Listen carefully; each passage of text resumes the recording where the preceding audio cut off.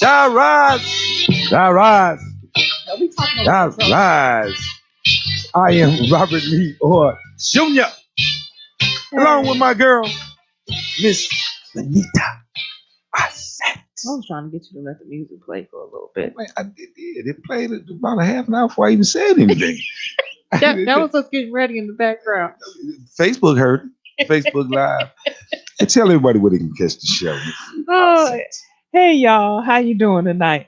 You can get the show at Spreaker, Spotify. Spreaker's my favorite. I love Spreaker. iHeart, iTunes, the I's and the S's. And then you can also see it on Google Play.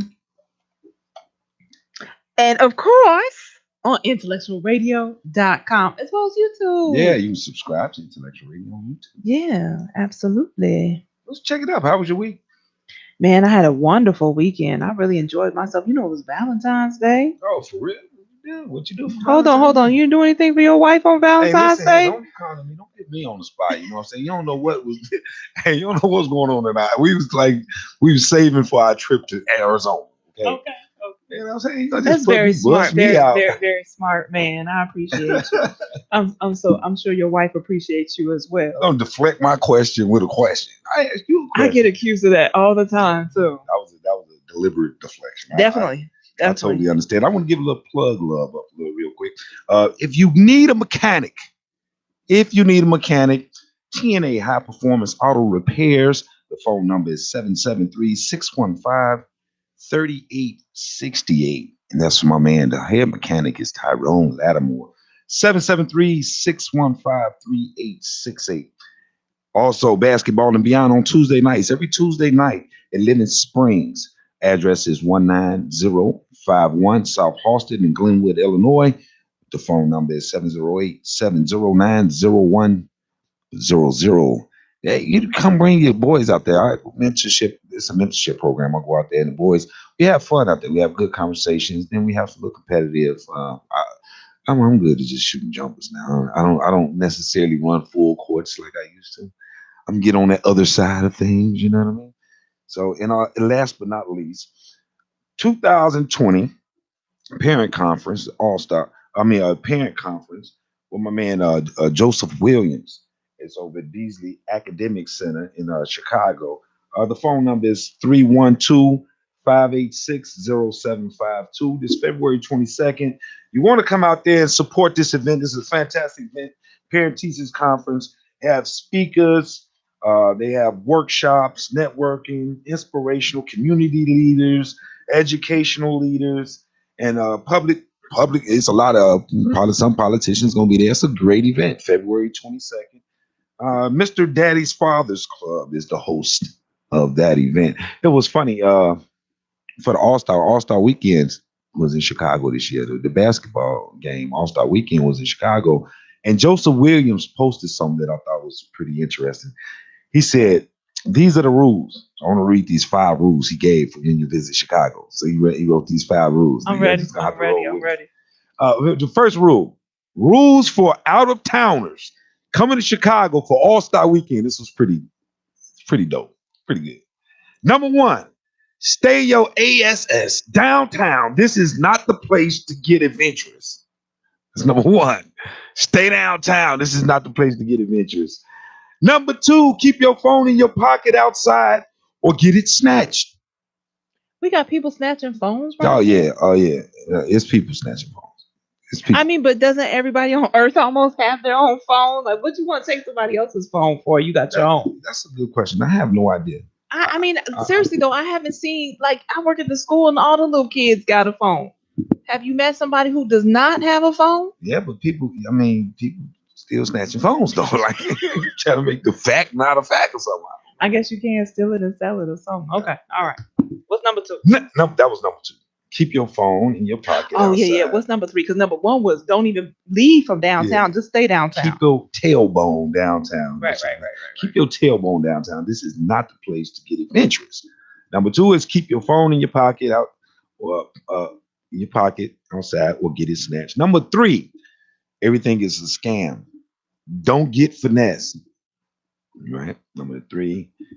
Number 4, avoid the red, blue, Green Line trains at all costs, Uber cabs or Metro only. You have been warned. That was number four. The blue line. I was looking at some news the other day about you know, some of the increase in violence on these Really? train lines. Yeah, I, I I didn't know. I didn't know that the blue line, the red line. I think the red line, the worst one. The red line. That's the one on Jackson. It's pretty. It's got pretty bad.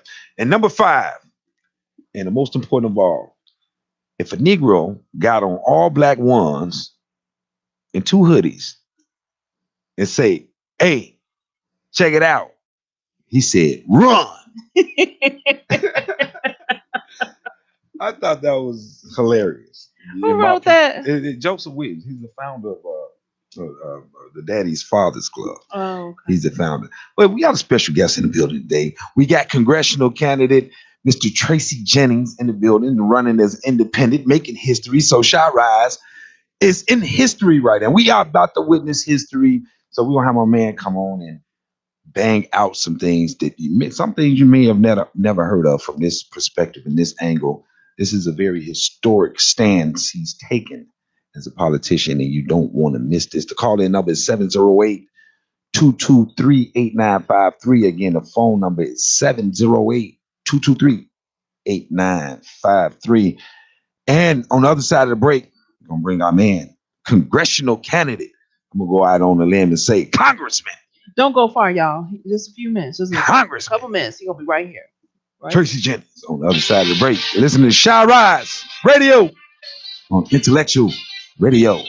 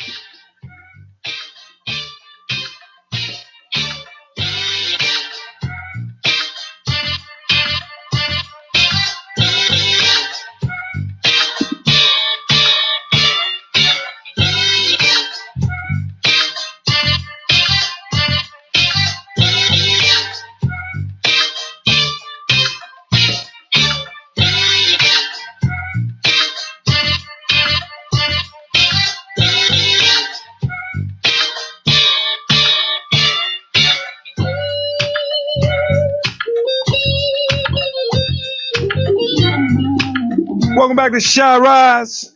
Welcome back to Chi-Rize on IntellectualRadio.com.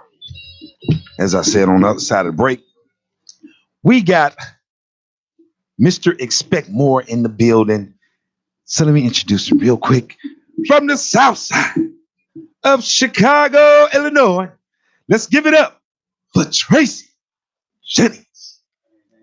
Good evening to everybody. What's going? Thank you, Bob. Hi, Tracy. Hi, Vanita. How are you? Thank you guys for having me. Well, thanks for coming. We really appreciate it. Well, I'm excited to be here. Thank you.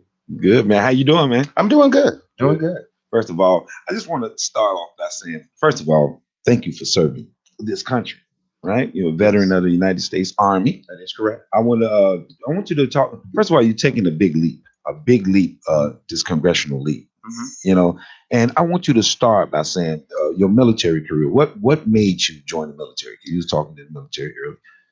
Yeah, I joined the Army at 17. Mm-hmm. I graduated from Morgan Park High School. Shout out to all my MPI. Right. Alum. A lot of pride. Yes, sir. Southside. I joined the military because I wanted a chance at seeing the world. I wanted a chance at getting out of my neighborhood and bettering myself. And I didn't have the money for college. But the military actually gave me an opportunity with the GI Bill and the Illinois Veterans Grant to actually go to school while on active duty. And so it was some benefits to that.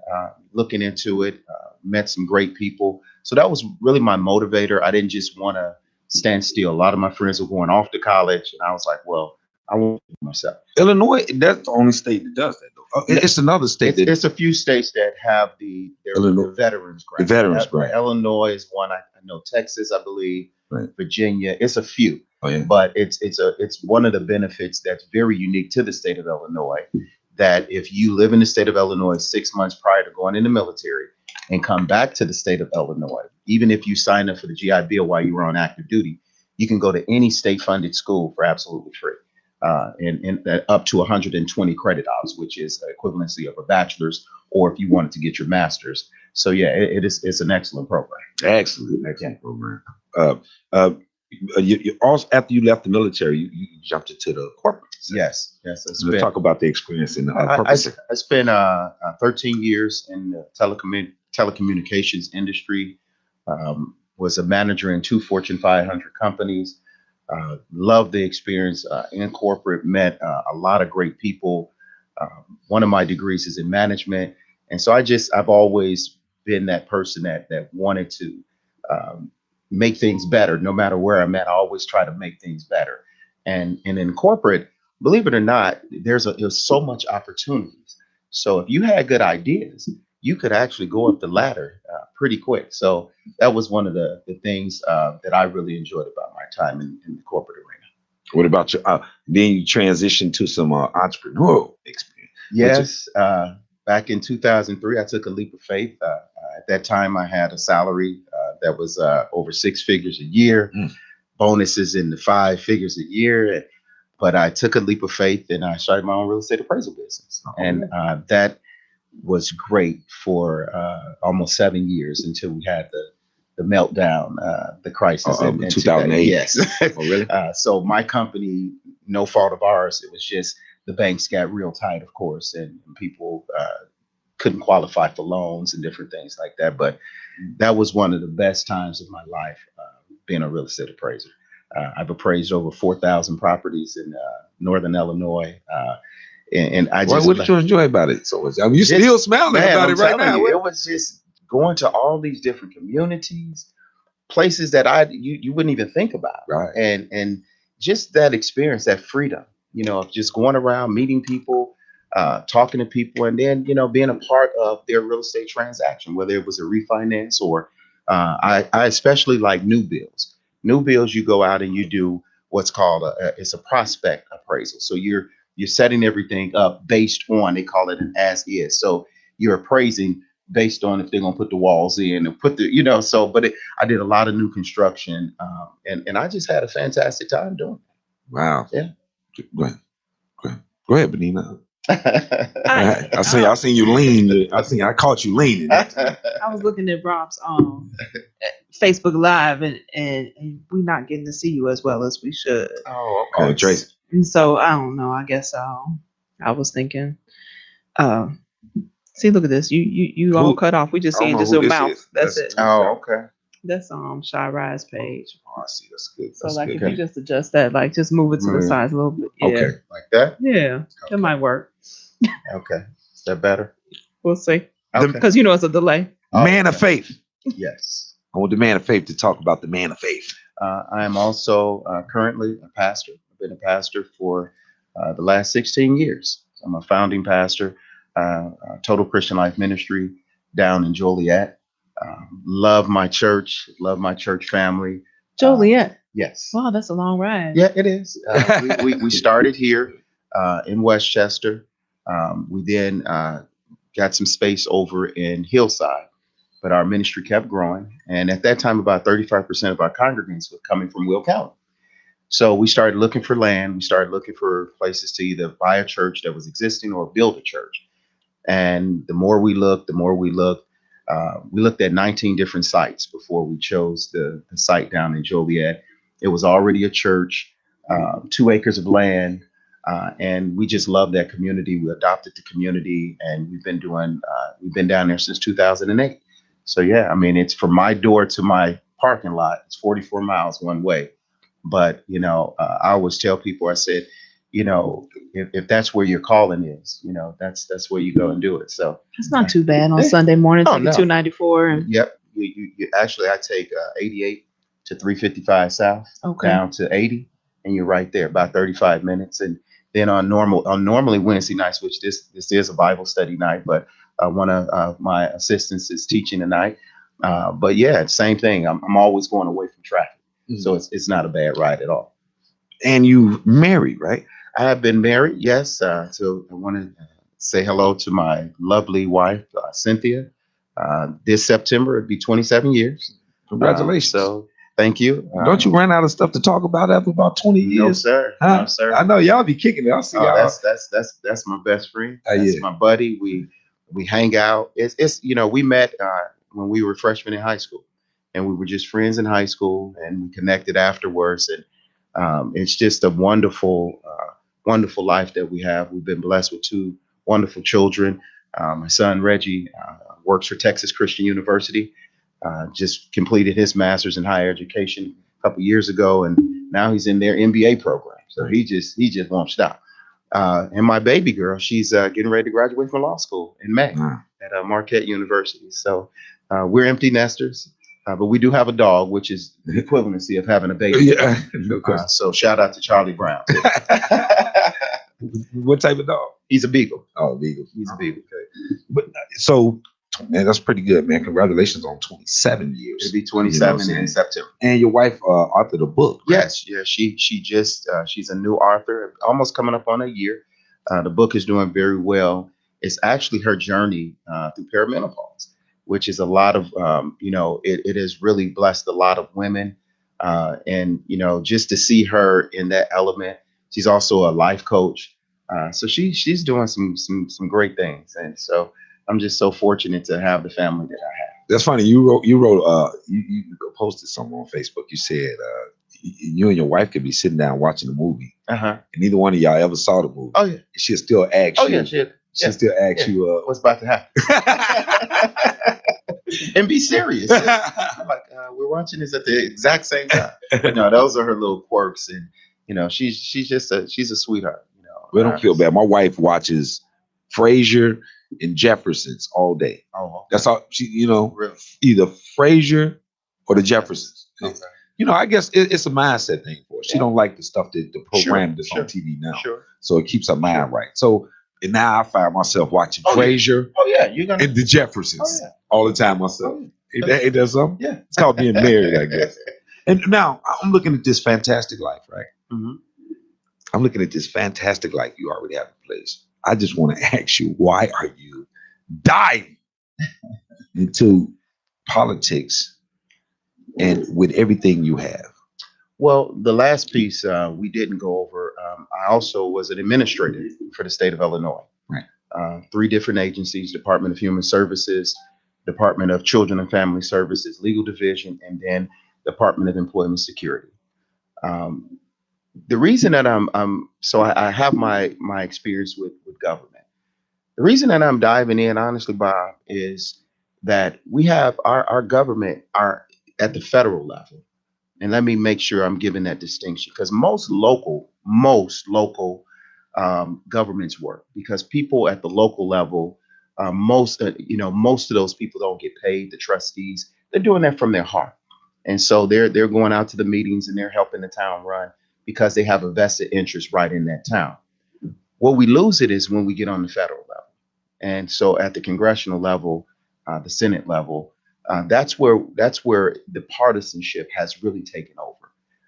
I'm an independent, and an independent is I'm not running in the March primary. Is people still can't get that? They're like, oh, will you be on the? No, I'm not on the ballot in March. Why is that? Why? Maybe people need clarity on why. Sure. A primary is for parties. Primary is for parties to have people within that party structure run against one another, and whoever wins become the party's nominee. Right. So then the party's nominee run at the general election. As a true independent, I don't have a primary to run because I'm not a party. So there's no other There's nobody running against you as an independent. Not as of yet. Okay. So when the Democrats and the Republicans, after the primary in March, they'll have their nominees, and then my work actually starts because our petitions, our window for our drives starts March 24th to June 22nd, and so at that point, a person who wants to run as an independent, no one else has made news that they're going to do it because it's a real uphill battle. But if they want to try to jump in there, I mean that'll be on them. But if you ran in the primary as a partisan person, as a Democrat or a Republican, and say you lost, you can't jump over and try to run as an independent. Oh, really? Yeah, that's a law that the state of Illinois actually has. Right. So what does it require for independent to? Well, I brought you guys some paperwork. This is the first thing here is just the requirements for a person who is running for Congress. So you have to be 25 years old, a citizen of the United States a U.S. citizen for 7 years, and you actually have to be an inhabitant of the state of Illinois and a registered voter. Now, here's the key. I just have to be an inhabitant of the state of Illinois. I actually don't have to live in the congressional district that I run for. Really? Yeah, I could run for a district down by Cairo, Illinois, if I wanted to. But yeah, you just have to live in that state.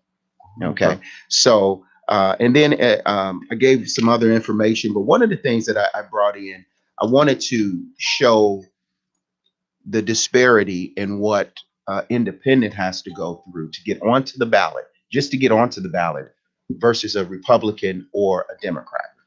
And the reason I wanted to point that out, it's 18 congressional districts in the state of Illinois. Okay. I'm running for the 7th congressional district.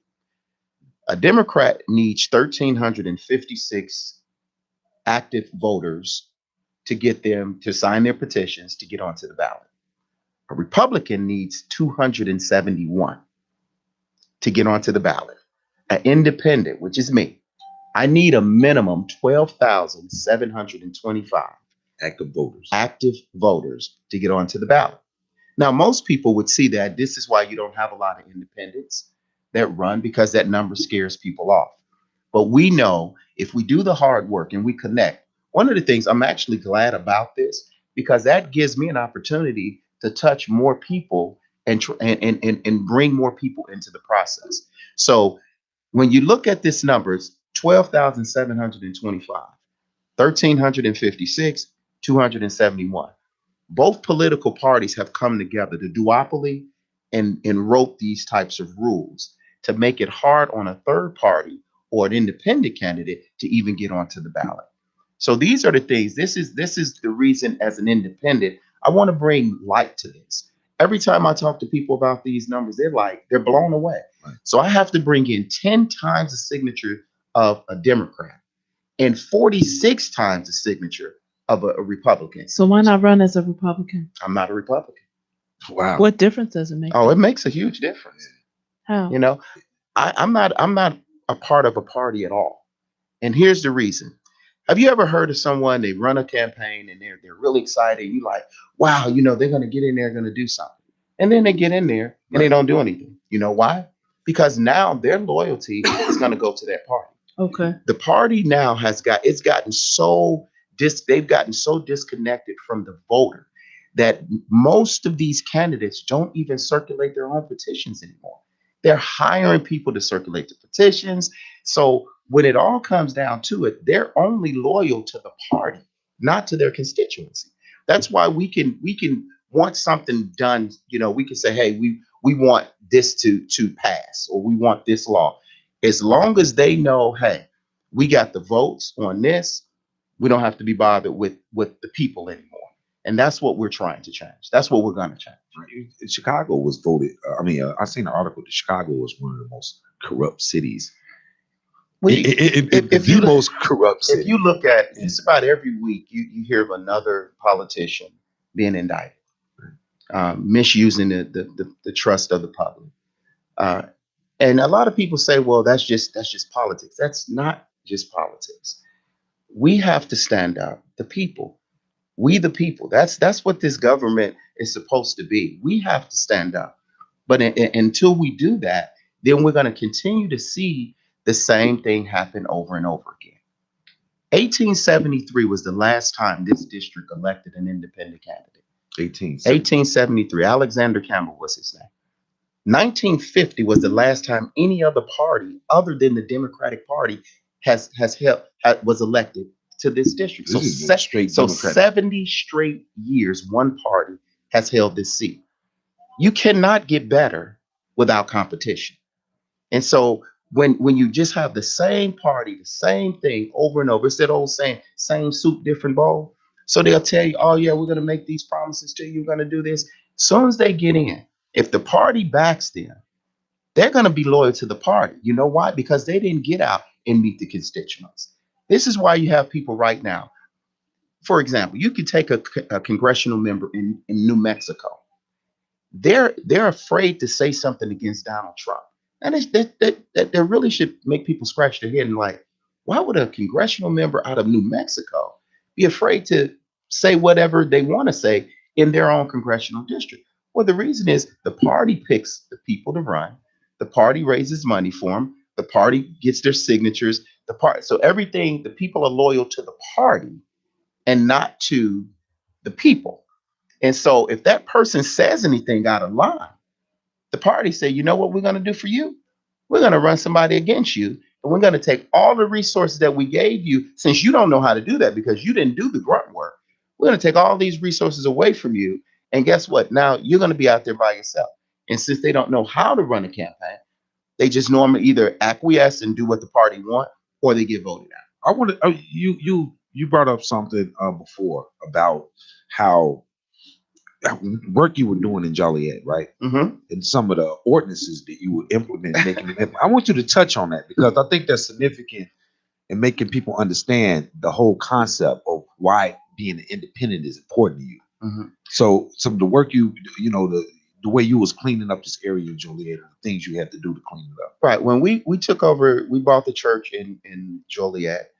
The area that we went into was blighted. It was neglected, and it had been that way for years. And we talked to some local officials, and even the township attorney.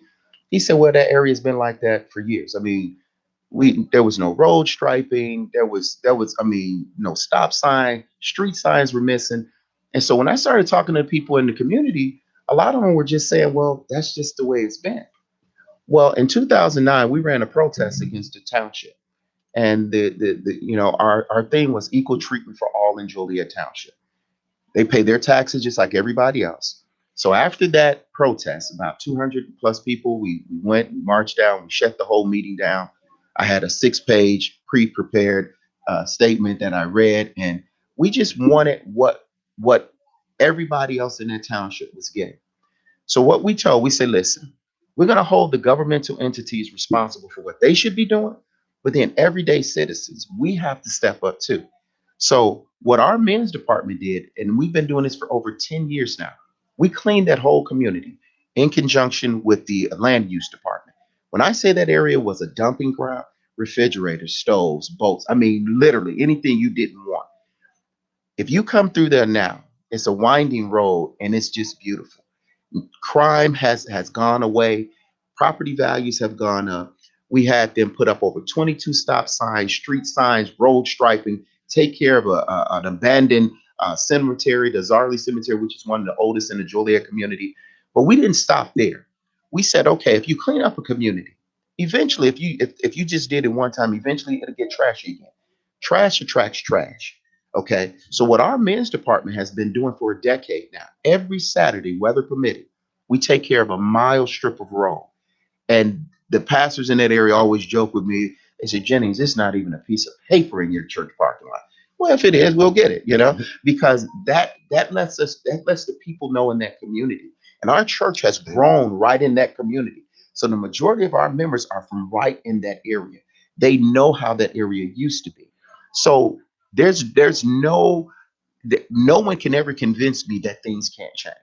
They can never convince me of that. Right.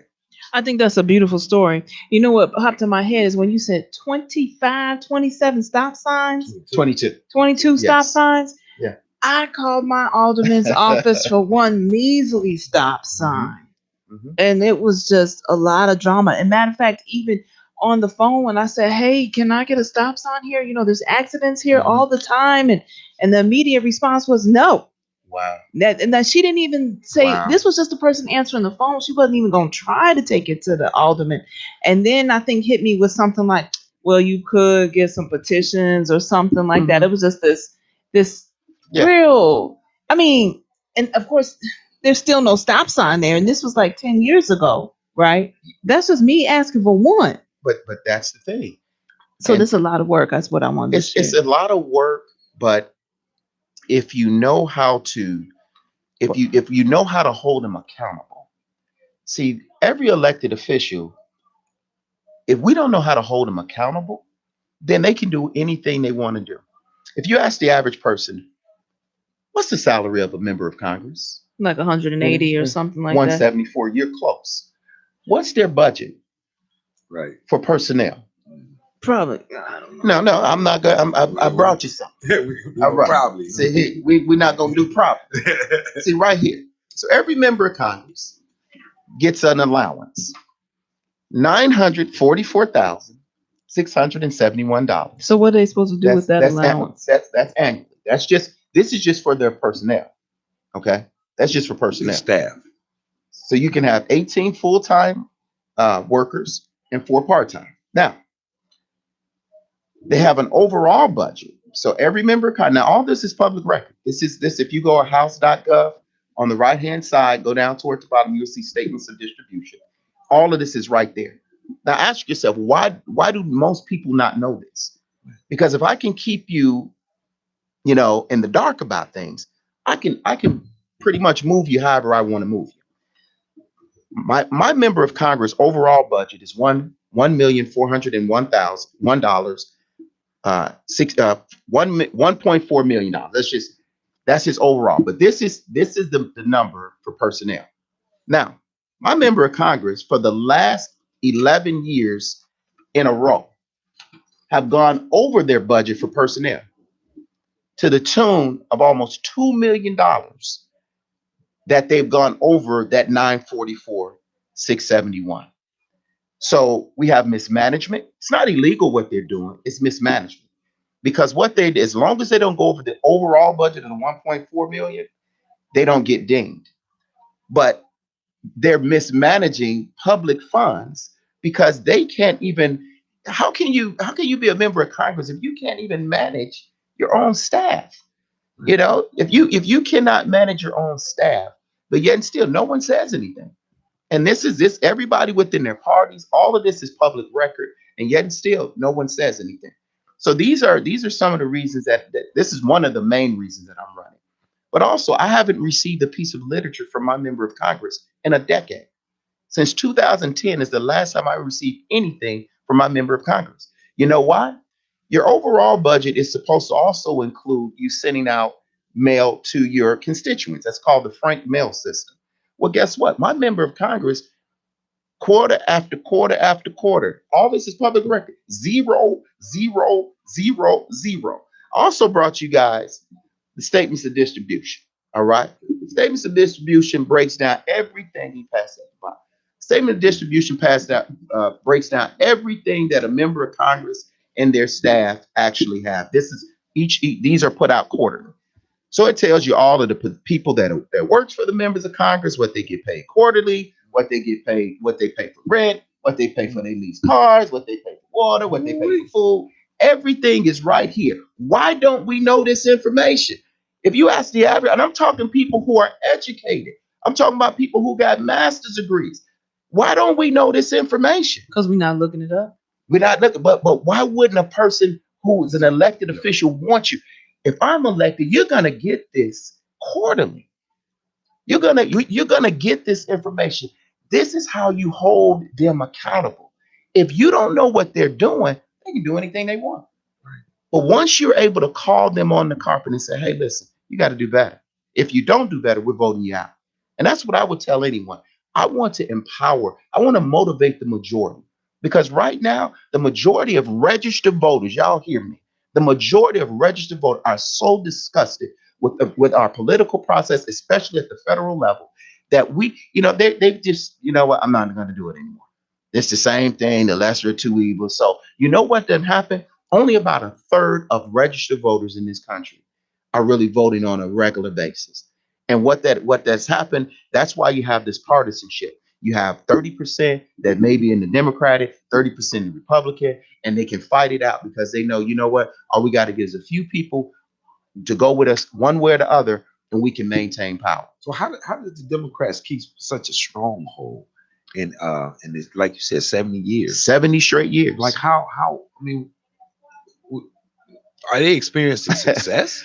Is what No, there's my congressional district, for instance, has the highest recidivism rate among African Americans when they come out of prison.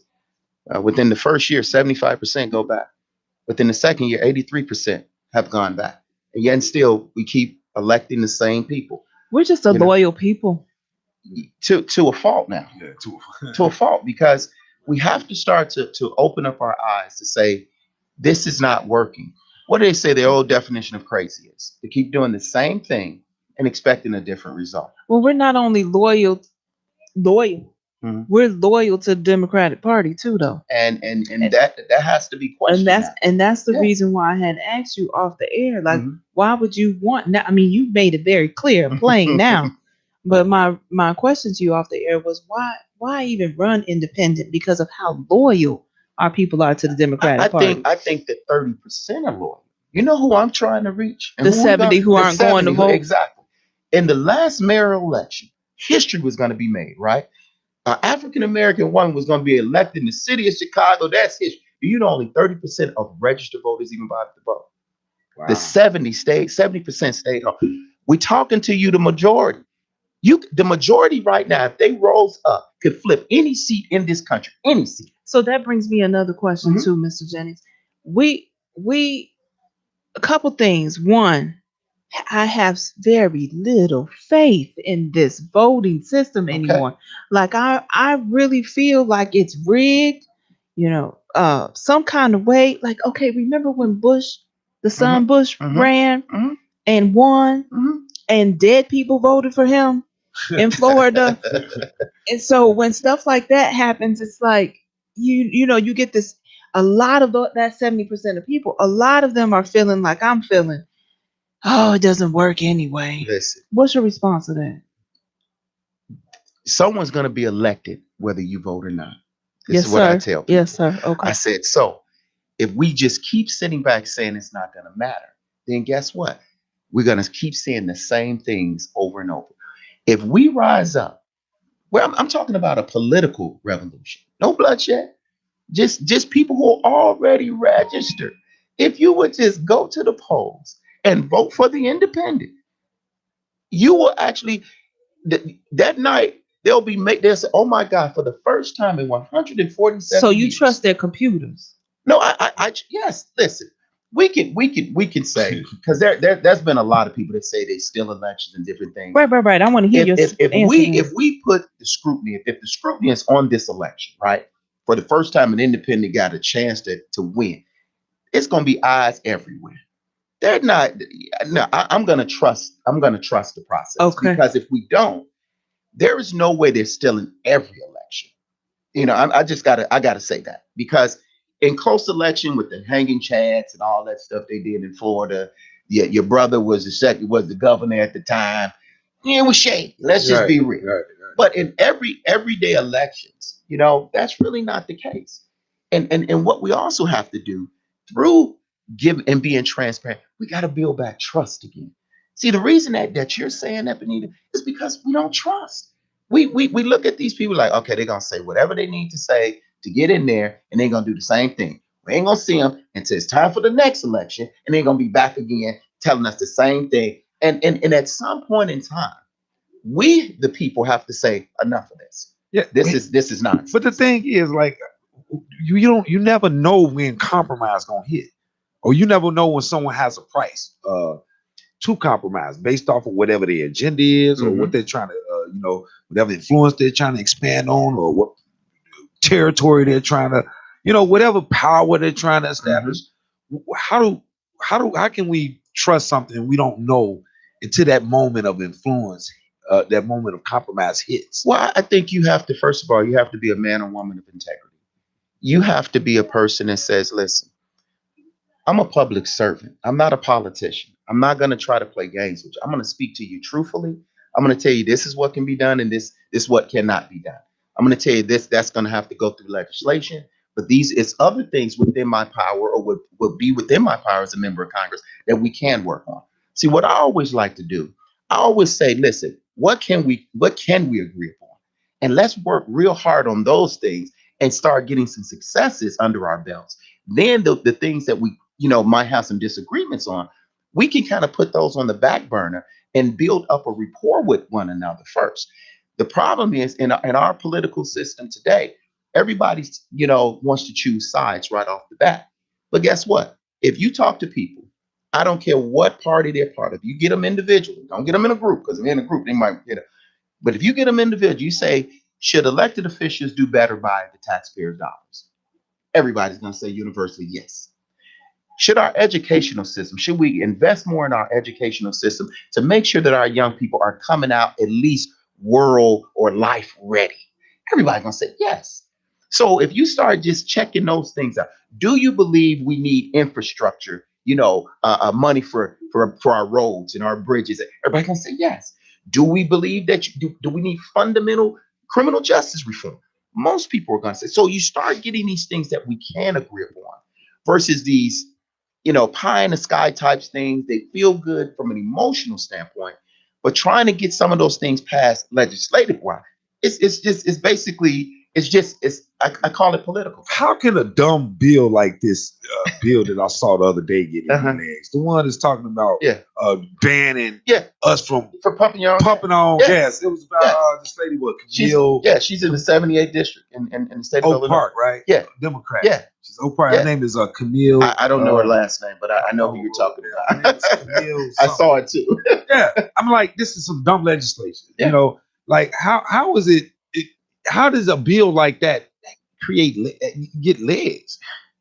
Listen, you have lobbyists who um, are paying these politicians, giving donations to them. And someone, I haven't done the research on it, so I can't tell you how it all came about. And just because you write a bill, obviously, that doesn't mean anything. We go back to our schoolhouse rock days. I'm just a Right. bill. I'm only a bill. So a bill doesn't mean it's going to become law, but just the absurd idea, because you know what? 2 other states did it. And so what Oregon, I think Oregon and was one of them. right. And so what they're trying to say is, oh, we can get people to pump your gas, and then that'll create jobs. Really? Really? So wouldn't that be more taxes now, because you're gonna have, so all of this is gimmick, and I don't think it's gonna go anywhere. But like you say, I mean, anybody can introduce a bill. But yeah, that's the type of things that we're dealing with. Instead of people coming up with real ideas. And when you keep putting the same people back in office, there's no fresh ideas. There's no new people that can come in and say, hey, guess what? There is a better way. Case in point, when I went in the state of Illinois, as a social service career trainee. And my whole career, adult career, had been in management. And I said, well, how do I become a public service administrator? Oh, you can't do that. Those are political positions. You got to know someone. I went in February of 13. By November of 14, I was a PSA, a public service administrator. They actually had a rumor that I was from that show, Undercover Boss, because they said we've never seen someone go up in the state as fast as you. I said, you know why you've never seen anyone to go up in the state as fast as me? Because you listened to what someone told you without doing any research yourself. Then they told me, because I'm strong union, I was part of ASHME, but when I took the management role, I came out of the union. And they said, well, you're not going to get raises because you're not in the union. Not true. So when came out of the union, I got a raise. But every time I took a position with the state of Illinois, even as a lateral to another PSA position, as long as it was more responsibility, I got more money. So once again, not listening to what people say. There's a lot of people that I've been told, why are you running as an independent? Why don't you run as a Democrat independent, or just make up a name? I'm like, no, I am an independent. An independent, I've been for years trying to put trust in these parties. I have. So I voted for this person. I voted for that person because they were talking good.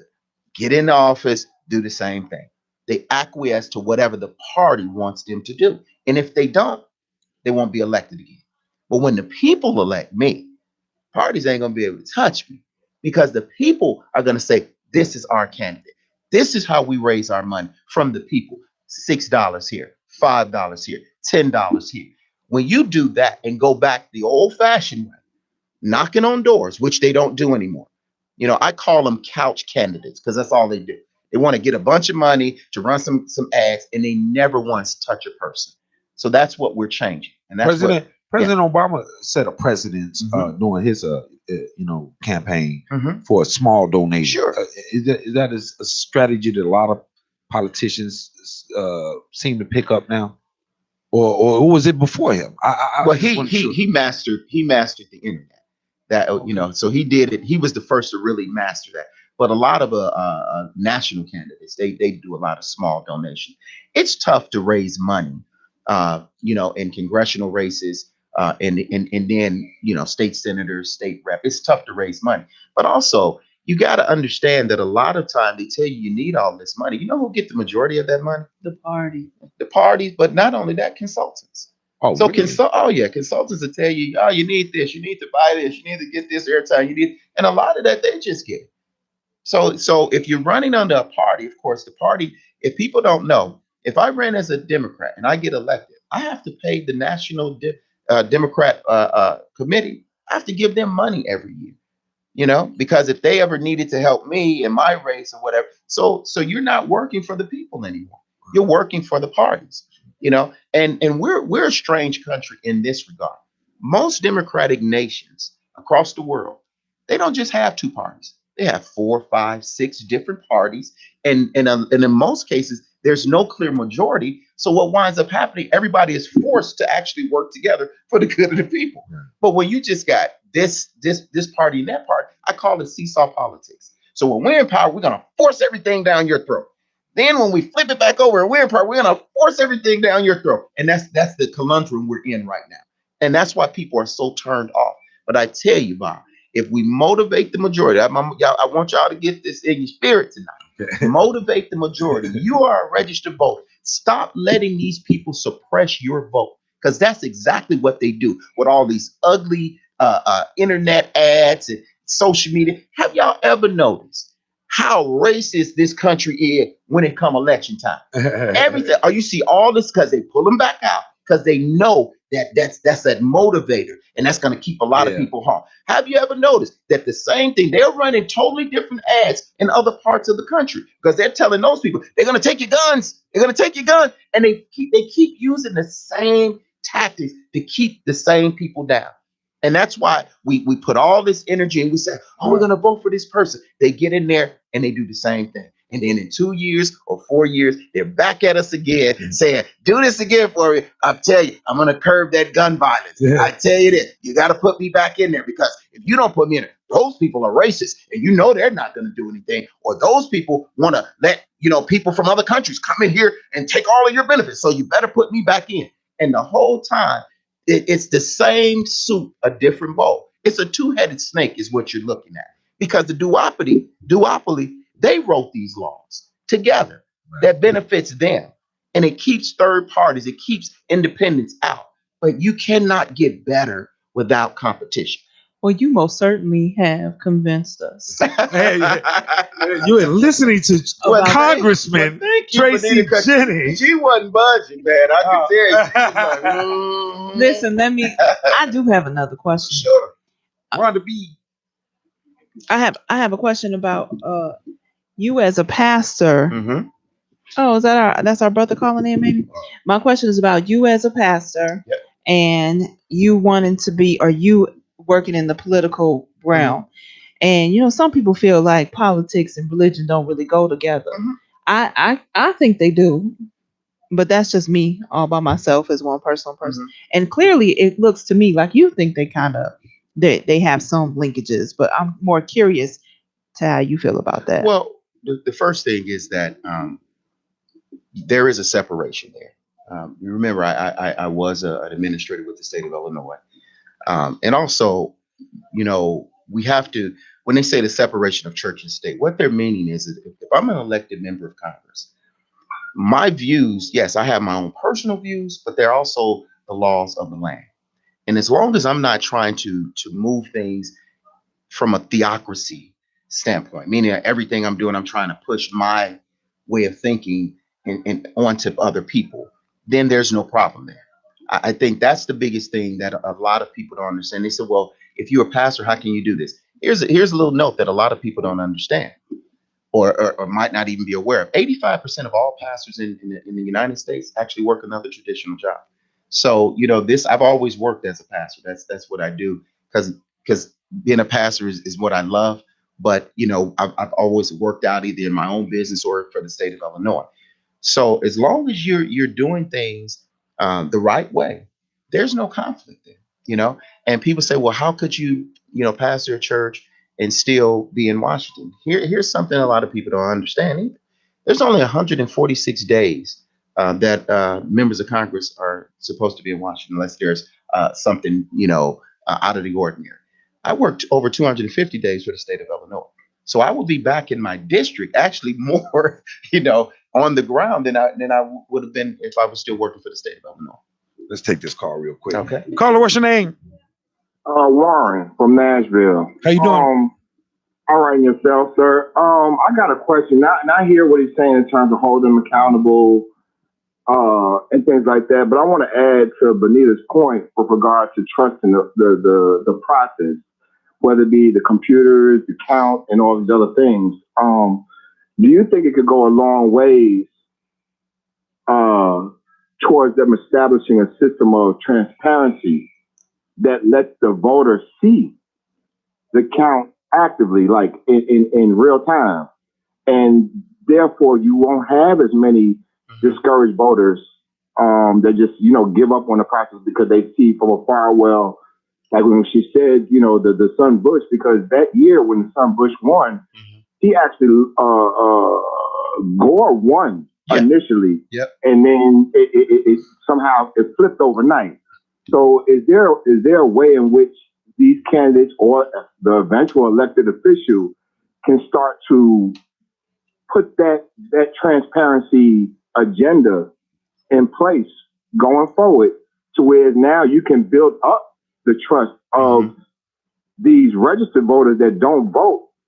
And once you build up the transparency, then you can raise those numbers of those registered voters from that 30% up to maybe 60, 70, 80%. Now hold on and listen. Okay. That's a great question. Yeah, great question. Let me say this. Every day, all day, we are moving commerce, trillions of dollars through our credit cards. We have, passwords, we have different things, and we're just, we're comfortable with it now.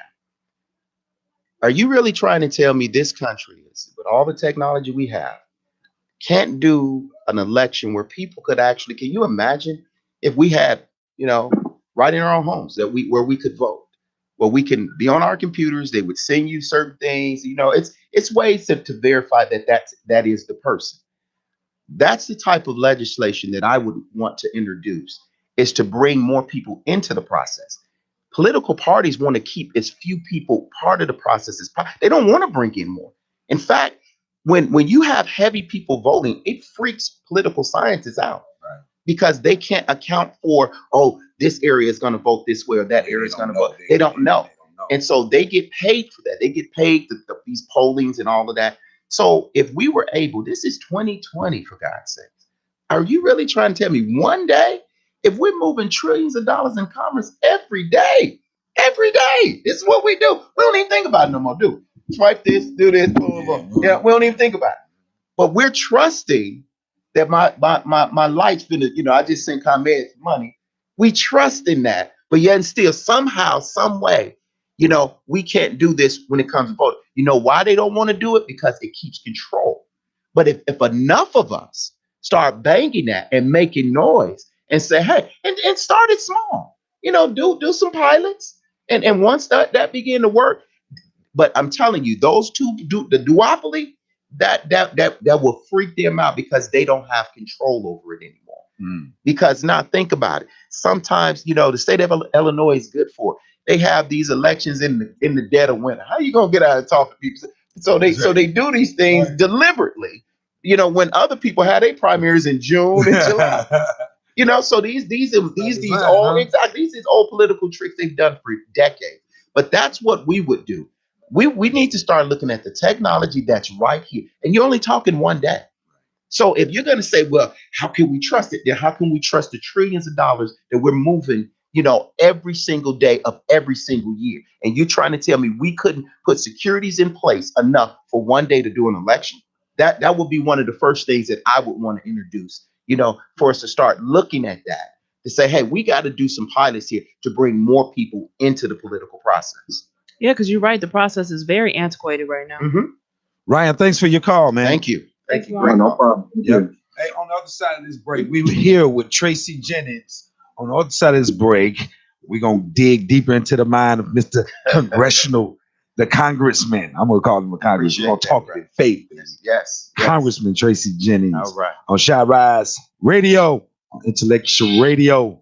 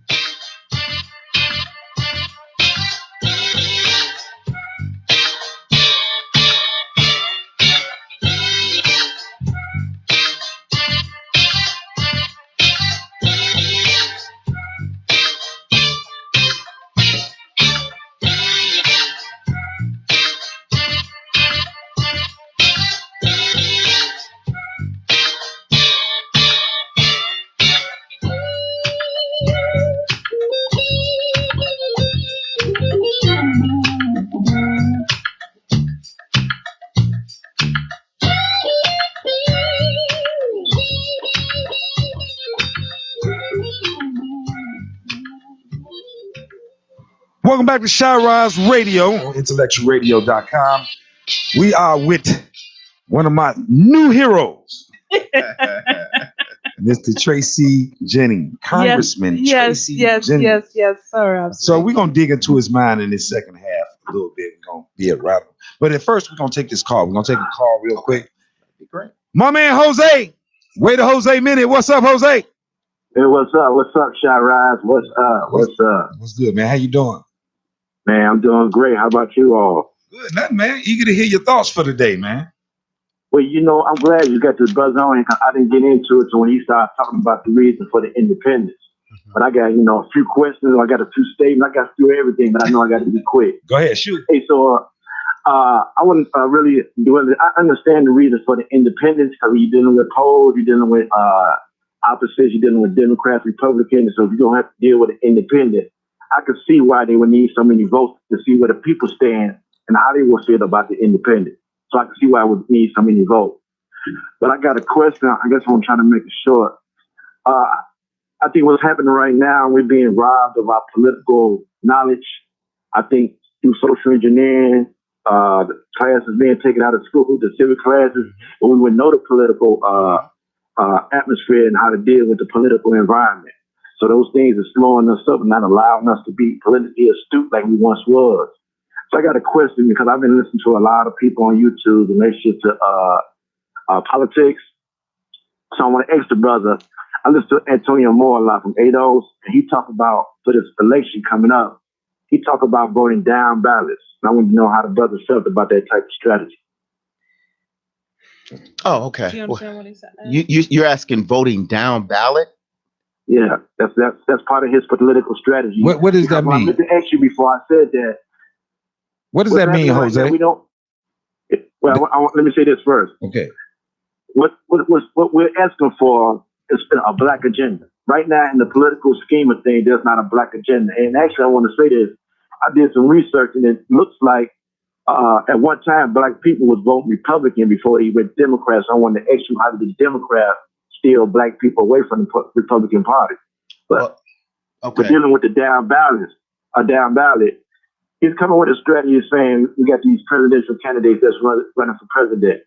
And if either one of them don't deal with a black agenda, he's saying skip the presidency aspect and vote down ballot, meaning vote for the interests of the people.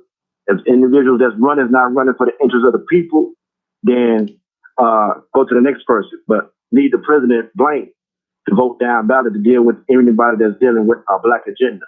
And if none of those two main characters don't want to deal with a black agenda, leave it blank. And I want to see what he thought about that particular strategy. Well, once again, you're dealing with party tactics. You're dealing with party tactics. So we do. I do agree with you on the lack of civic engagement in our schools, which once again you got to understand how all of this came about. Going back to the two major parties, all of this has happened under their watch. So we have to change that strategy. Voting down ballot and skipping the presidential, that's a personal choice for anyone. I'm always going to try to engage myself and try to get as much knowledge on a candidate as I can to make an informed decision. It's just, the history has shown us that a lot of this is just the formality of going through it, when they already know what they want to do once they get elected. So from that standpoint, I would just encourage people to educate themselves, on the candidates as much as possible. And then from that point, how do their views line up with your views? And then make an educated, you go in as an educated voter. So that's what I would do. Now, when you say line up, see what their views line up your views, I have to ask you, are you for or against a black agenda in relationship to bringing things forward for people who are black that's been done, that's not been done before? Well, that's one of the biggest things right now is that the Democratic Party takes the black community for granted, because what are our, what is a national agenda? What do we want? We've been talking about criminal justice reform for decades. Well, in 2008, when President Obama became the president, they had the House, they had the Senate, and he was the president. And yet still there was no major criminal justice reform at that time. Even though President Obama did, he had commuted 1,927 people. 504 of them had lifetime sentences, and the majority of the people he commuted had those unfair, mandatory sentencing from drug, when they was given all those harsh sentences when they had the so-called war on drugs. But at that time, they could have did something bold, and they could have took away a lot of these mandatory sentencing and a lot of it at the federal level. And you got to realize you're dealing with two different things. You got state and you got federal. But at the federal level, some of those things could have been actually taken out, and we missed an opportunity. So those are the things. So what is it that we want? This is why I held 14 conversations with the candidate in 2019. I've gone around my district and I'm listening to people. Tell me, what is the agenda? We keep saying, if you say a black agenda, okay, what are the things that you would want to see? And then at that point, we shouldn't be beholden to any party unless those people say, we're going to take this agenda up. A lot of people can't even understand why so many people are loyal to Trump. If all you really wanted was federal judges on the bench that had conservative views, and he's giving you that, they like, well, I don't care nothing about it. My thing is we wanted federal judges that had conservative views. He's giving us that. In fact, he's giving them 118 of them. So they like, we're going to keep voting for him. What is it that we want? You know, Jose, before we can start talking about agendas and different things, we got to educate the people to really even know that I can tell you I'm going to be on an agenda, but if you don't know how to hold me accountable, am I really going to be on an agenda? So that would be my answer. In specific, Jose, like when you say agenda, like what really are you like aiming at? You know, the unpolitically, let's go non-politically correct. What are you aiming at, right? With the way the question you asked. Well, I agree. One of the things that Antonio talked about is the racial wealth gap. I look at what's happening to us right now, and the unemployment rate for us as Black compared to everyone else. It doesn't look like it does not look good for us economically speaking. So there has to be something put in place that gives us the opportunity to be on the workforce just as much as anybody else is on the workforce. And the racial wealth gap, one thing is a big thing because politics is ran by money. And the reason we don't have a say to it is because we lack the resources to be able to compete. Like one of the things Carl Anderson talked about. He said we had to buy our politics. Our politicians is what he said. But we lack the resource to do that because we're not able to participate in the economic process on the level that we once were. If you look at it from the 70s to today. And what's the reason for that? Is it because we don't put our money in specific places? I mean, you know. Go ahead. I'm listening. Oh, I believe there was a trust that went in. There was a trust factor that went in then, and that trust was betrayed. Because when we was voting for these politicians, like the thing is that the saying is Clinton was the first Black president. So when we was voting for these people who we thought had our best interest in mind, they really didn't have our best interest in mind, because I believe it was Clinton that came up with the NAFTA, where it allowed jobs to leave the country. Because at one time there was borders on jobs. I think it's the fair trade agreement. He made the NAFTA trade agreement. Yeah, NAFTA, the North American Free Trade Act. Yeah, I'm thinking of with Mexico and Canada. And that's what Clinton did. Right. And when those jobs started leaving, because I remember being in the 90s, a lot of jobs were leaving, going overseas because the borders were taken down. Mm-hmm. Okay. Yeah, Clinton made a lot of things that was against us as a people. You got something else, Jose? Because I think, go ahead. Right, you got something else? Oh, no, that was it for now. Well, thank you very much for your call, man. We always can expect something smooth and good from my man Jose on Waiting Jose Minute. We look forward to you every week, man. We love you, man. Hey, love y'all too. All right. Thanks. Sure, thanks for the call. Wait a Jose Minute. Wait a Jose Minute. On IntellectualRadio.com. Hey, I got something from my people. Melchizedek. He says... What's his name, Melchizedek? Don't ask me to repeat that, please. Oh, man, that was kind of...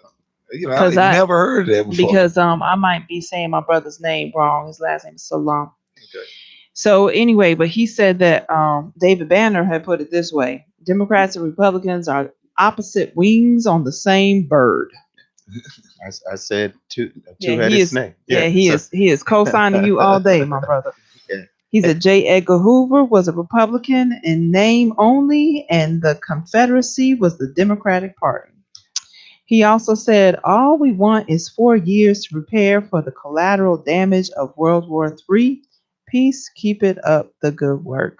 So few viewers with such a pertinent subject. He's like, why is people not, Then he also said, always know that we're archiving. We're archiving this so other people can listen. He said, always know that war is the extension of politics and politics is the extension of war. No prophecy. Think for yourself and stand the grace before World War III. Stand with Trumpino. Okay. For the rest of the show, I'm gonna throw some things out so I can get in your head the instincts of Congressman Jennings. 311. You tell me about 311 app and the strategy is how it should be used, because what Benita was talking about earlier with the stop sign. Right. Just talk about the 311. So strategy. Benita, the 7th Congressional District touches 23 out of the 50 wards. So either all of the wards or parts of the wards are part of the 7th Congressional. Really? Yes. And in the western suburbs, we have 13 villages and towns that's part of the 7th Congressional. Well, what I did, I used the 311 system. The 311 system is a app that you can put on your phone. And I would just drive through the city. If I saw a problem, I would use my app.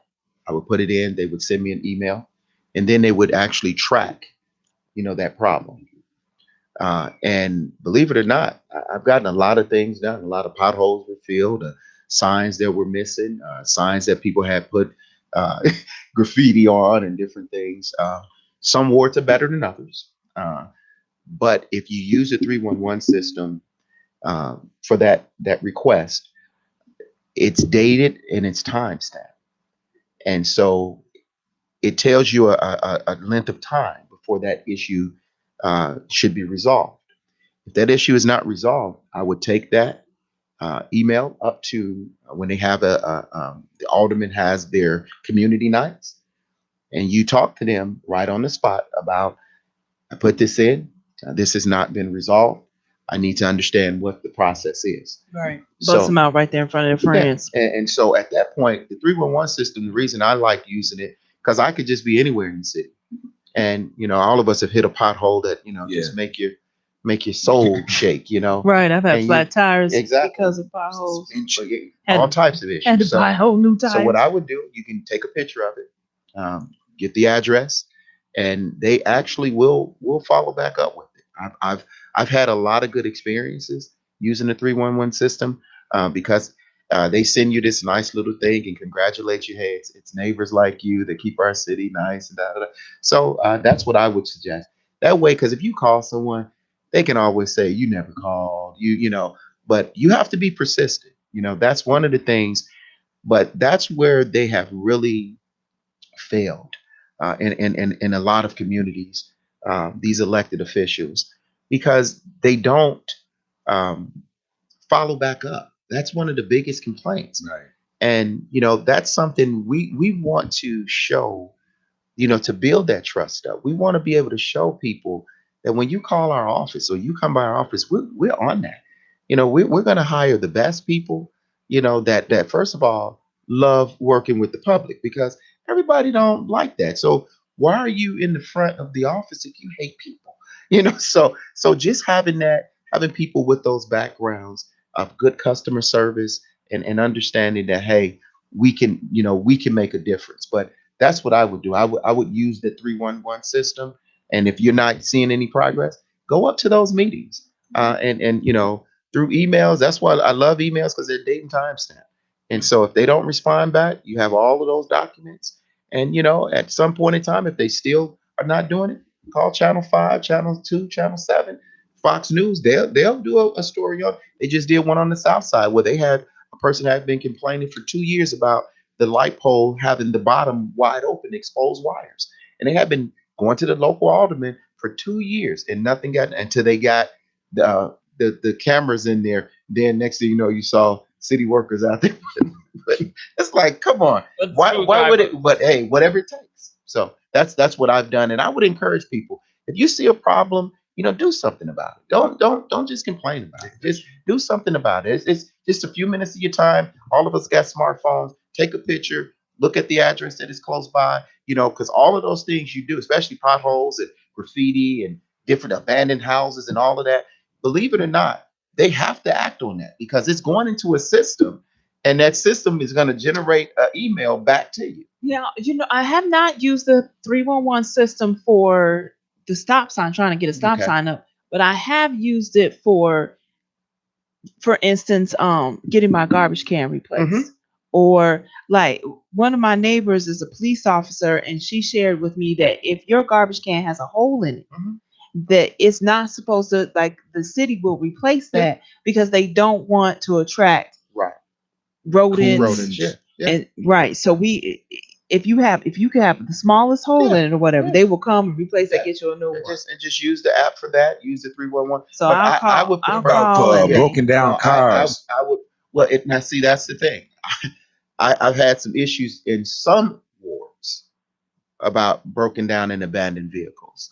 In other wards, they like where they at, and they make sure they get on those. So it all depends on the alderman. They'll say, well, that's private property, you can't do anything. Well, no, if it's private property, it should not be visible then to the public. I shouldn't have to see 4 or 5 of your cars on blocks. It makes the neighborhood not look good. So if you drive through the city, there's some wards they are on top of it. I called, they were lickety split. And then there are other wards that gives you all types of excuses. But that's okay because you still got a date and time stamp. And then they have to find out who the owner of the lot is. If the lot, and then they do have a right to put their cars on there and all of that. Yes, we get all of that, but they also have to be operable or in a condition. They say, well, because one guy he didn't want to do anything. He said, well, we can't just pick up a car. I said, well, what do you want the car to be, on fire? Basically he was trying to give me any excuse to not do it. But if you just stay persistent, because after a while they're going to know that, okay, this person's not going away, and we got to do something about that. And once again, come out to these meetings, to your local officials, because that's where they'll have these meetings and 2 people show up. So once again, you're not holding them accountable there. In their mind, hey, we're doing a good job, and nobody say anything, so they'll just keep doing the same things over and over. So I'm going to piggyback off of the concept I think Jose was talking about. He was talking about Black agenda, but what question that I think about, one of the biggest conflicts or one of the biggest issues in the Black community is violence. Mm-hmm. I want you to speak on violence, and I think your bridge program was connected to that, right? Yeah. So I want you to speak on the bridge program and violence. Well, the violence in our community is it's STEM. It's an atmosphere, and until you change the atmosphere of that community, violence is always going to be prevalent. When we went into the community in Joliet, so this is not something I'm just talking in theory. This is something that actually happened. We went in that community, and people who are from Joliet, it took an outsider. See, I didn't know the history of that area. So, that area was notorious for violence. Bodies had been dropped off in those areas and different things. Exactly. And we said, listen, we're going to come in and we're going to change the atmosphere of this community. We have a saying, if they throw it out, we'll pick it up. Because once again, you start with the fundamentals. You secure the community by cleaning it, holding the governmental entities responsible for the things that they're responsible for, and you will begin to see crime dissipate. You think about it. If I walk out of my house, Bob, and the birds are chirping, I see squirrels playing, and it's a nice sunny day, I can attack the day. I feel different. I feel good. My mentality is right. But if I come out and it's drug paraphernalia, boarded up buildings, weeds everywhere, overgrown trash everywhere. Now I'm just trying to survive today.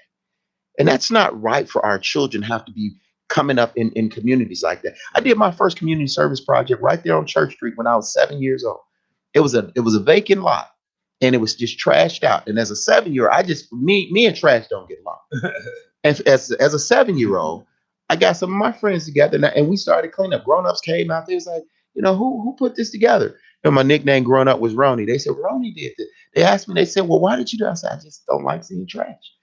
And they gave us hot dogs and potato chips. I remember that. But it was instilled in me then that we can make a difference. So don't just clean up one time. Continue to do it, and you will begin to see over time. When we first cleaned up in that area, we had rented 2 25-yard dumpsters. And the big ones that you walk into, and filled them to the brim. And that was not to mention the stuff that the land use department came and picked up for us. But over time, it just kept going down and down and down. And now when our men's department go out every weekend, so every man that's part of our church, that's kind of their indoctrination, we jump them in and they start cleaning Patterson Road. That's part of it. But not only that, they then take it back into their community and start cleaning them. And they'll come back so happy sometimes, like, man, I started cleaning up my neighborhood and everybody else was getting involved. And now that's a sense of pride now. There are benefits to that. So now we take care of the health and the safety of the community. Property values are going to go up. I'm going to praise it. I can tell you these things. So property value goes up. A sense of euphoria takes place in that community. We have people from that community dropping stuff off at the church all the time. Thank you guys. Oh my God, thank you. Because now they're like, wow, we can come out and feel good about it. Not only that, we look at if there's a street light out, we report it. If there's something so you got if you're part of that community, your eyes got to be on it. I always mess with the men at our church. I said, because I can come out and say, hey, it's a piece of paper in the tree line over there. They said, well, how did you see? I said, see, you guys still have sparrow eyes. I have eagle eyes. You see, so you haven't been trained enough. And so we get a laugh about it. But once you start doing that and taking that ownership of, because we got to take ownership of our communities. Nobody else, I can't think that somebody else is going to come into my community and clean my community. That's real. That's not going to happen. And until we take that ownership, that's when you're going to feel, and when you get it, and because we train people, hey, you got to call, because some people call me and say, well, you call. No, you call. And then they'll call and he said, hey, it got done. There you go. How would somebody who want to be involved in your campaign, how would they be involved? How would they get involved? I mean, I'm up on Facebook, Instagram, Twitter, LinkedIn, Tracy Jennings, Congress.com website. All they have to do is go there and sign up. We're getting ready to do our petitions starting next month. Get involved in this. Stop talking about it and be about it. That's what's going to bring about real change. I know what we're doing is unorthodox. I know that. I know I could have took the easier route and ran as a party, but that's not where my heart is at. My heart is for the people and only for the people. There's no way, I don't need anything for, because a lot of people run for these political positions because they're looking for a job. I'm a certified state employee. If I wanted to go back right now, I could go back and work in the state of Illinois. So I don't have the same motivators that other people have. This is from my heart. You don't owe anybody back. Exactly. You run as independent. Exactly. But what's interesting is how do you forge the necessary type of relationships, or do you even have to forge the type of relationships necessary in order to be fully effective on your agenda? It's two parts of being a member of Congress. One is the legislative part. The other part is the statesman part. So a statesman, so say a freshman in Congress is probably not going to get a whole lot of legislation passed. Okay. But that doesn't mean you can't bring every resource you can think of back to your district. There are 16 federal agencies. If you had an issue with the IRS or Veteran Affairs, you're supposed to be able to petition your member of Congress, and they'll get involved to try to get that issue resolved for you. So we also want to be able to bring, we talk about federal grants and small business loans and things like that. So I want to be bringing in all of those agencies and making sure our constituents are educated on these processes. So yeah, I might not be passing legislation right now, but that doesn't mean I can't be a great statesman. So those are the things. So a lot of people say, well, since I can't pass legislation, then I ain't even gonna be a great state. So it's only two components. And if you ain't good at either one, then maybe you shouldn't be in that position. Right. And that's the thing. The person that I'm running against right now, I don't know who I'm going to be running against because there's a primary. So you have an incumbent and then you have three people running against the incumbent. So after March 17th, we'll know from the Democratic side, the Republican has one person that they put up, and so it'll be three, at least three. I don't know if another person will try to get in as an independent, but as you see, there's a heavy lift. If you haven't planned for that, I don't know if you're going to be able to do that. But regardless, we're going to forge ahead with the things that we're doing, talking to people, getting out there, building those relationships, and motivating the majority. When that majority stands up, I'm telling you, people are it's going to blow people's mind like, wow, he actually told us something that was true. If we go out, every registered voter, listen to me, every registered voter, if you vote in the general election, you can flip any seat you want. The primary, those are for the parties, and a lot of people are, they're going to stay away. They know only the loyalists of the loyal are going to vote in primaries anyway. Those numbers are way down.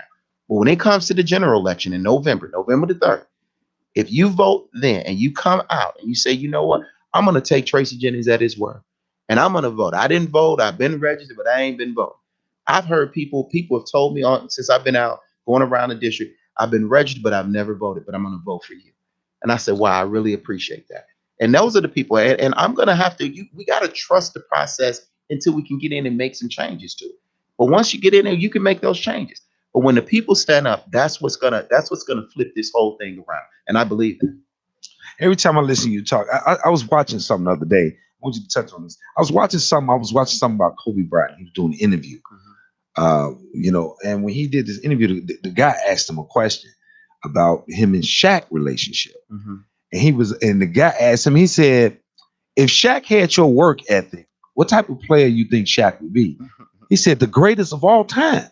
That's what Kobe's answer was. He said, Shaq would be the greatest of all time. No, this guy was a monster. Right. He said, but I could not follow somebody who did not match my work ethic. Right? Yeah. So when you talk a lot of times, I'm thinking about the concept of organization. There's these attributes that you seem driven by. Okay. Organization. Right. You're just consistent with the theme. Okay. And it don't necessarily mean, the guy you're running against, could be Shaq, but you could be Kobe. You know what I mean? So when it was come time to trade, which one you chose from, they traded Shaq, the one who was quote unquote supposed to be the better guy at the time. I think the biggest thing is that I bring in fresh ideas. I have a very diverse background, and so I'm a problem solver. Right. I call the elected officials and I made up a word.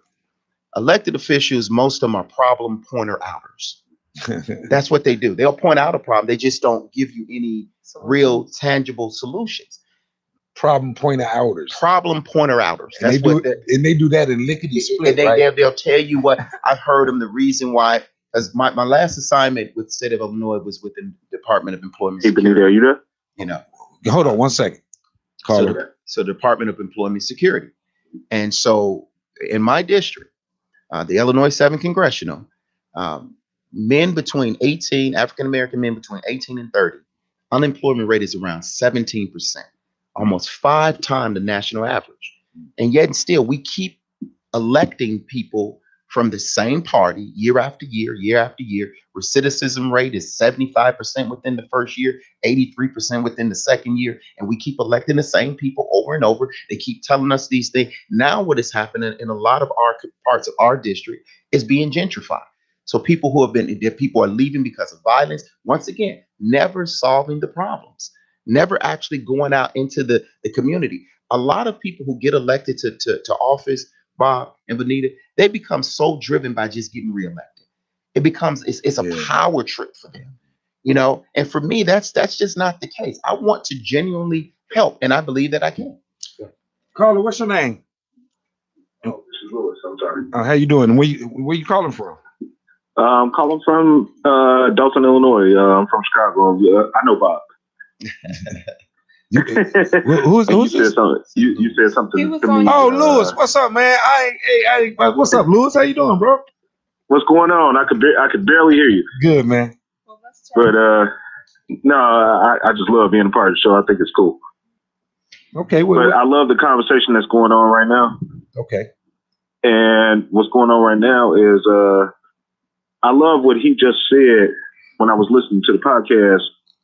And I think a big part of the problem is that it's all about money and it's all about racism. That's what I was saying before, and I think it incorporates with each other to how they combine the two. And I think the part that they're upset about is that we know. So what's your take? I mean, what do you mean when you say it's all about racism, all about money? I mean, what's your angle of as far as politics and everything? And I don't know if the guest that you have. I'm sorry, I can't remember your name, but Tracy. Jennings. I don't know if you're a politician or anything. I just think that's the big part of it. It's about money and it's about racism, and they think that we don't know, and we do know what's going on with everything. Okay. So, Lewis, do you think that's part of the reason why so many of us have dropped out of voting? That we're just... I do. Very much so. But where is that going to leave us? I mean, regardless, that's the part why I think people are left behind is they don't see a light at the end of the tunnel. Okay, so who's going to be that light then? Lewis, we have to. I hope there is a light. There is a light. I'm an optimist. Me too. I think that there is a light at the end of the tunnel. And I believe that as well, because I've been told all my life what can't happen until it happens. So what we have to do, we're not going to change this system overnight. So let me just be the first one to say that. I'm not going to try to sell you a pie in the sky. If I'm elected, when I'm elected, I will be the only independent unless another one is elected in November. Right now, out of 435 House representatives, not one independent is in the House. You have a few senators, but they caucus with one party or the other. So I'm not gonna. But what it'll do, it'll break that glass ceiling, break up 147 years since the last independent was elected, and break up 70 straight years of one party dominating this seat. And what that will do, I believe, once the majority see that, it'll be like a breath of fresh air, and they'll finally say, yes, we can get some new things done. And once you do that, now we can begin to breathe that life into other candidates and say, listen, you don't have to follow suit. You don't have to try to just become a politician. I will never be a politician. Right. I'm a public servant. And I want people to understand the difference between the two. See, Lewis, I'm not going to just tell you any and everything to get your vote. I'm going to tell you the truth, and I'm going to tell you what's possible and how we can get these things done. That's a real leader, and that's what I've been. And I'm also someone who's not afraid to get my own hands dirty, because people follow me, and I've been a leader all my adult life. People follow me because they know he's going to jump right in there and be the first one leading the charge. People have no problem following someone if you're going to do the things that you're asking them to do. Mm-hmm. Yeah, I'm with you the whole way. I just think so many people are so misguided to where they go the other way. Yeah, I agree. And not misguided. Like, Lewis, you know what I'm thinking is, matter of fact, what I know, a lot of people have decided not to vote anymore because, like you said, Mr. Jennings, you're looking at the lesser of two evils, and the lesser of two evils, like you said, Lewis, are racism 1 and racism 2. So it's like, and maybe if I have the right to choose, my choice is neither. But at the same time, I'm right with you. I know exactly where you're going with that. And I think a lot of our people are making that neither choice, and you want to speak to those people. Those are the people. You're reaching out to. Yes. All right, Lewis. Hey, thanks a lot for the call, Lewis, man. Thanks for supporting us, man. Yes, sir. All right, man. We'll talk to you later. But yes, sir. Benita, thanks, Lewis, Benita and Bob. That's exactly what we can't do. Voter suppression. You hear it every time an election comes up, right? They say, they're trying to keep African Americans from voting. They want to suppress. But every time, as a registered voter, you looked at the ugliness of politics and you say, I'm not going to vote.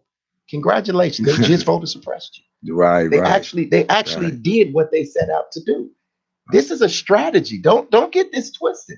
This is actually a strategy.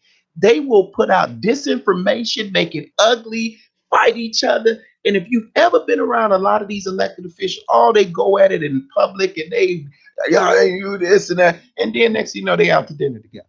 Their kids go to the same school. Their children date each other, but they get on the public stage and it's all game. And so, I got to use a street vernacular. Game recognized game. At some point in time, we done woke up. And it's not going to be with the party. We got to break out. These parties, if we want things done, they should not. I heard them earlier today, and they just have given the black vote to a particular candidate that's running for president. How you gonna just give up like we one person? Right. Like we just one person, the black vote. No, because once again, they've taken us for granted for decades now. And the reality of it is a lot of these people who are elected officials, they know it and I know it and you know it. They sold us out a long time ago. They never had made any real money, and they got in the public arena, and all of a sudden they was like, "Ooh, there's some good money." If you're driven by that, then basically you'll sell out anybody, and that's just not going to happen with my administration. We're going to have people that's truly for the community. Let me ask you, what do you, we can talk about other things about what's bad, but what are you most proud about being from Illinois, being from Chicago? Man, just our resiliency. there are a lot of people, especially I was in San Antonio last year for my birthday. And most of the time when I go to different cities, I like to take the tour bus. I'd like to see what the city is about. So we're on the tour bus, and they say, "Where are you from?" You go around, and so me and my wife, we like Westchester, right outside of Chicago. Oh, Chicago, that's Chicago. That's a bad city. So I asked the guy, I said, "Have you ever been?" Well, no. How you gonna say something's bad if you ain't never been? Right. I said, I'm from Chicago. I was born and raised on the south side of Chicago. I said, so one of those things, that's one of my motivators, is because I'm tired of our city being a punchline for certain news stations. And, it's like a third world country. What are you talking about? You've never even been here. How are you going to say this about our city? And you've never even been to the city. Come with me. I can go with you and I wouldn't be nervous. Would you come with me, over to the whole shop and when it's on 111? So once again, a lot of that's one of my motivators as well, is that being able to say, you know what, don't stereotype us. Don't look at us and say, well, you got to be a certain way. No, that's just not so. I have pride in my Chicago roots. All right, I got some rapid fire questions for you. Okay. Down the stretch. We're going down the stretch. All right. I want to see if you recognize these quotes. Okay. These comments. It was a lesson, not a loss. Oh, that's something I say all the time, man. Because so many times we're trying to do something, and if it doesn't pan out for us the first time, we think it was a loss, but it truly was a lesson. And if you take it that way, you say, okay, what did I learn out of that process? And now you can get up and go at it even harder. Your dream will be supported by others when you invest in them first. That's right. That's another thing. You done got my quote. Oh, you gonna pick it? You didn't pick it up. But here's the thing, and I say that because so many people, they say, "Oh, we need unity. We want to fix problems." Okay, start. Just start walking. Start doing something, and eventually people will catch on to that. But a lot of them people get mad. Then people don't want to come together. If you had the vision, move forward with the vision. And then before you know it, you look back, you're like, wow, we just opened up our circulators, asking for circulators. And in just over a week, we have over 50 volunteers that's going to be circulating our petitions, and it's growing every day. But you got to be willing to do something too. I'm going to be right out there with y'all. I'm not going to bring people up. All right, you go circulate now. No, I'll be knocking on doors, my wife by my side, going out and asking people for their support. So can anybody in the state sign your petition? And if you have to live in the 7th congressional district. You have to be a registered voter. However, anybody can circulate if you're 18 years old or will be 18 by November the 3rd. A U.S. citizen. You don't even have to be registered to vote, but obviously, we will want you to be registered. But yeah, so you can live in another congressional district and still help me out. So if you want to come and knock on some doors with us, and the way we got it planned, we're going to have our whole field staff in one town at a time. So it's really laid out. So if anybody's out there that's interested, please, go to Tracy Jennings Congress and sign up and join us. How does a person know whether or not they're in the 7th congressional district? I have a tool on my website. You can go on there. It's under our district, and you can put in your address. And the first thing that'll pop up once you put your address in, it'll tell you what congressional district you live in. So anybody can give an address. They can go there. Most addresses, someone told me an address, I can pretty much say I know my district. So if I'm standing on the street asking people to sign your petition, do they know whether or not? We're not doing it that way. Okay. So we're actually doing the old-fashioned way, knocking on doors. Okay. We have the latest registered voter, active registered voter list, and we will be going out. So when I come to your house, I will know that Bonita is actually a registered voter. Because if you stand out on the corners, what winds up happening? No, you'll get people from Kankakee or where you look at that. Now you got to purge that signature. So if I got a sheet of 10 and I go back, I might only have 2 that's good. I got it. So that's a waste of time. Right. So people say knocking doors is hard. Yeah, but at least we know when we get there, we're asking for, hey, is Bob Orr here? Yes. You know, Active registered voter. exactly. So we have that list. So we go to those people, and that's why I'm saying the more people that help us circulate, that number is going to shrink fast. So what we've done, since I live in the western suburbs, so we are looking at western suburb towns, and so we're going into there. But we would like take starting March 28th. We're going to start off with my hometown of Westchester, and we're going to gangbust it. So all of our field people will be out. We'll be, we can run ads through Facebook and Instagram and Twitter. And so we're going to be letting people know. We'll have everybody that's circulating will have a hat and a button on. And so everybody will know how to identify us. So we'll put that out to all the different. So then the next Saturday, we'll be in another town and another town, and another town. Then eventually we'll get to the 29th ward in the city of Chicago. But that's how we're going to do, because a lot of people stand outside of Home Depot or something and sign this, and then when you get it, it's really bad. So we're not going to do ours like that.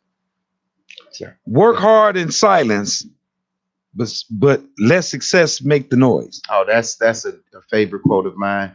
Who my goodness, the Arthur. He was a motivational speaker. The Arthur is slipping me, but yeah, that's something that I always have loved.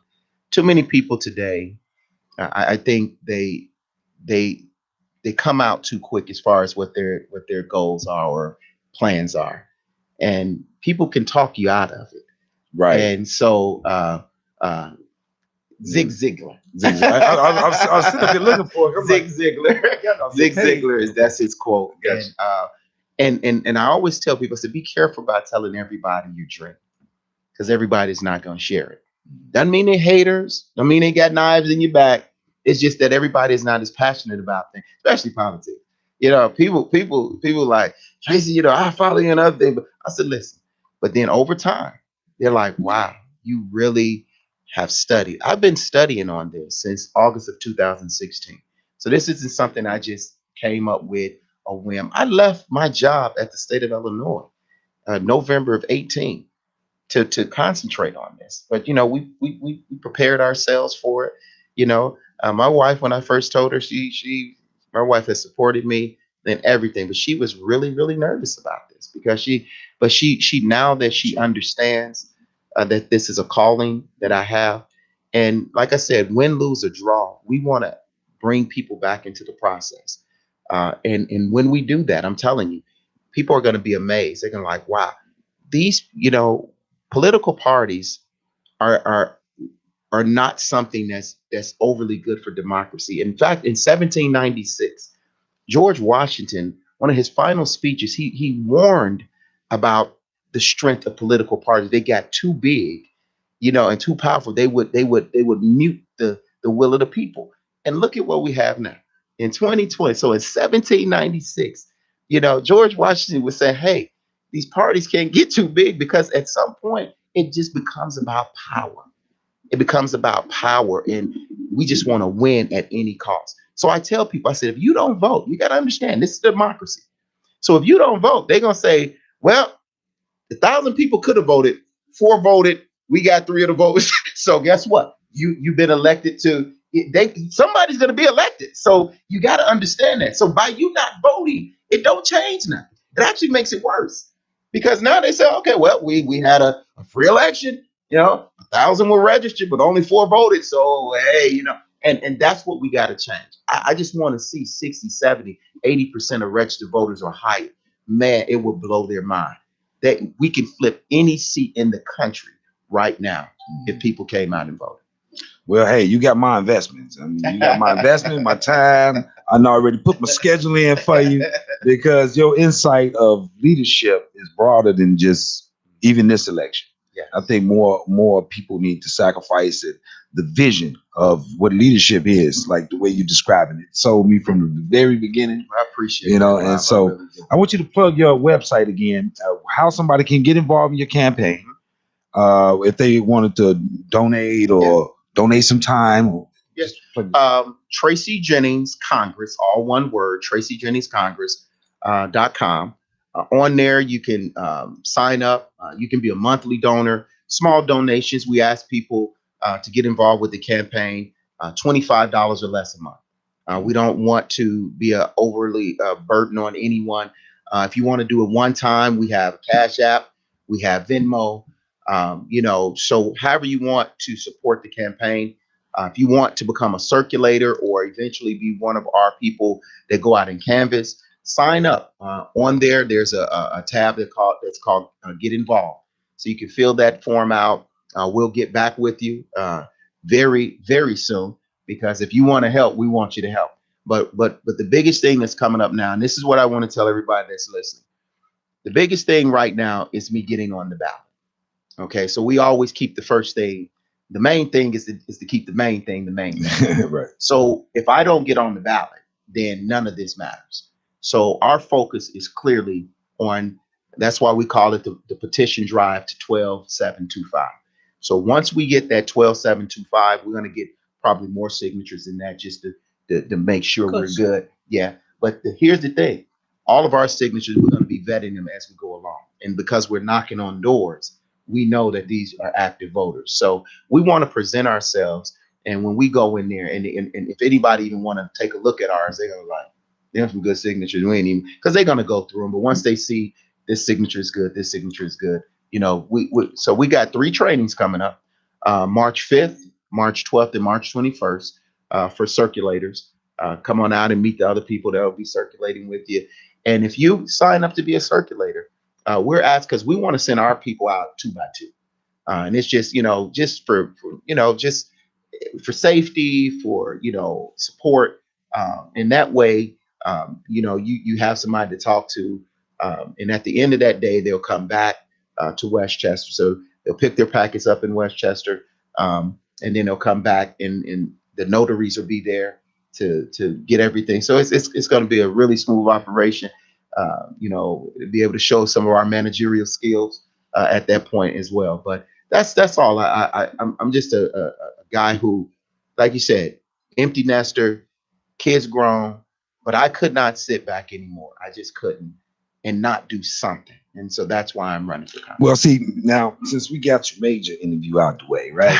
Major interview is out the way. I just want you to know you got a open door policy for you. Okay. To do check, just give us updates. Okay. You live right out here. Yeah. So it's nothing but, hey, you want to, hey, well, I want to come over there. Yeah. We're going to come over, man. I'll sit down with y'all 15 minutes, give y'all an update. Okay.